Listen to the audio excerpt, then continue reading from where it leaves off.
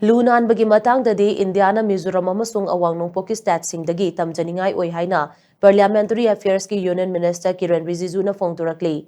Manali tamna chatpa train amada amorakai kaya chaithokduna thamlamba amadi Mizoram ki train da Lu-Nana leibani ki khenaba utpa video ama social media da thagattuna wafam asi mahangna phongturakibani.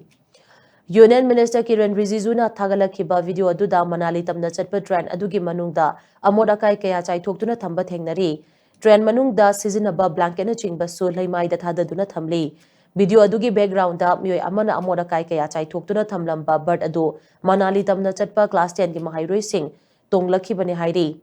Video adugi ona taina bada Mizoram da chenba train amagi phibam utba video amasu thagalakhi. Video aduda passenger singna polybag sizinaduna amora kai sing tasinduna thamba thengnari. Train manung adu tarutana na leibaga loinana amorakai amata chaithokpagi mami tadri. Video sing adu hauzik social media da paktak na sandoraktuna netizen singna tongan ba comment kaya phongdok narakli.